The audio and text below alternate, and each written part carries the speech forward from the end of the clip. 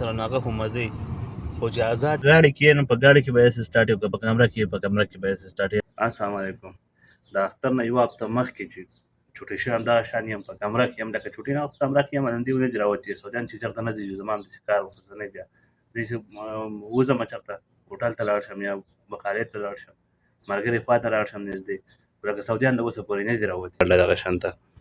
په دې کور کې څوک لکه کار پکې نشته څوک وځي نه ډېر چې یا د ملګري خوا لاړ شي یا د مور پلار کره لاړه شي دې ما په څو ویډیوګانو کې مخکې ویلي چې زه چې د کوم کور کې کار کوم د میډم د مور او پلار یې په مکه کې دي نو دلته خپل خپلوان یې څوک نشته چې خپل خپلوان یې د هغو کره ځي نو ځکه په دې وجه زما کار کم دی ډېر زیات کم دی چېرته ځي دي ایرپورټ ته لاړ شي یا هسپتال ته لاړ شي مارکیټ ته لاړ شي په هغه هم ډېر کم کوز لکه ډېرې کار زما نشته کم بیخي کم دی بهر چکر ته راوتو خو داسې غلي غلیا ده که نه هېڅ هم نشته خلک ټول په کمرو کې کورونو کې دی هر څه داسې خوشې پراته دي د سره څوک ښکاري نه د کارونو کې لاکډاون کې چې څنګه چلو هغه شان چل دی بهي داسې ګرمي ده که نه تقریبا یوه نیمه بجه ده زه روټۍ پسې روټۍ راوړم بهي دې مارکیټ کې هر شی میلاویږي که نه چې څه شرطه وی دومره واسطه روټۍ زیات خلک داسې چې د هغو کارونه سوی وایي ډېر زیات نو خفه پکې ډرایوران او زما پکې کار نه هسې ناسته څه راشي چې بهي رالو ایرپورټ ته د سهار نه پراته خو زه په انتظار وم چې کله به ډیوټۍ راځي په کمره کې سړی تنګ شي اخر داسې خلک ته چې د هغو کار ډېر زیات ډرایوران چې ډېر زیات کار یې نو خفه یې په کور کې خفه یې کار مې سوا دی او زما پکې کار نشته په هغه ناسته باندې تنګ شم په کمره کې په مخه څوک کښېني په کمره کې او خوبونه څوک کوي په مخه نو لازم به تنګېږي چې کار یې ښه برابر بهر سړی وځي کوز مې کوه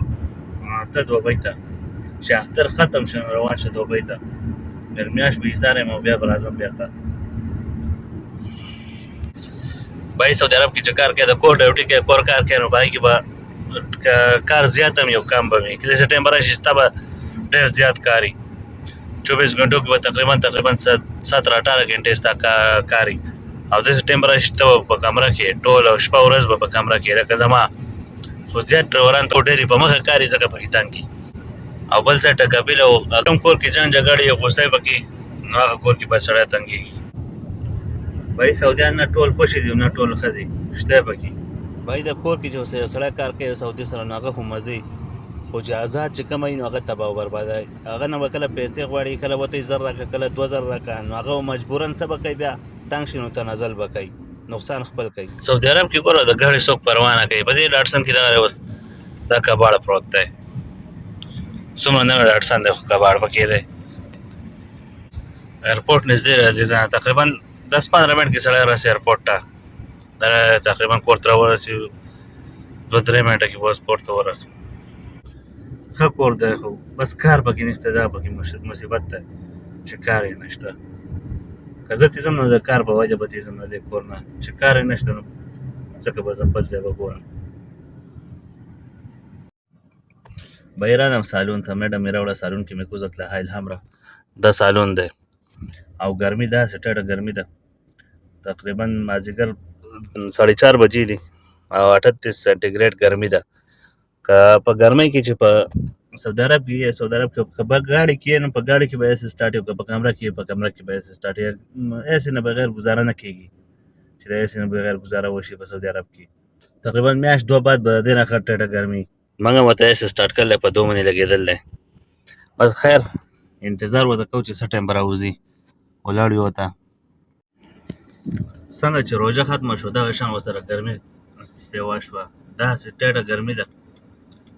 چې په روژه کې داسې ګرمي نه وه لکه څنګه چې اوس په د اختر نه وروسته چې څنګه ګرمي شروع شوه بهي ملګري خوا ته رالم زما او د ده څه چې په د روژې نه بعد کمه کیر شوی دی خوب لیوني کړي او څه ناشنا لیوني کړي د ده قصه دې واورېده اریان په شی که زما غم واورېده هم اریان چې زه وده شوم تقریبا پرون اول پرون ورځې 2 بجې چې وده شوم د شپې 8 بجې راویښ او اریان چې ما چې دا خو غرمه ده ما چې سهار به راوتم بار تیاره وه اریان شوی وم ستا څنګه قصه وه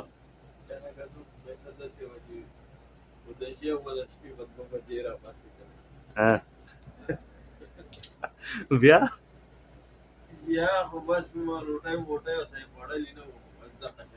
پناه راوتلی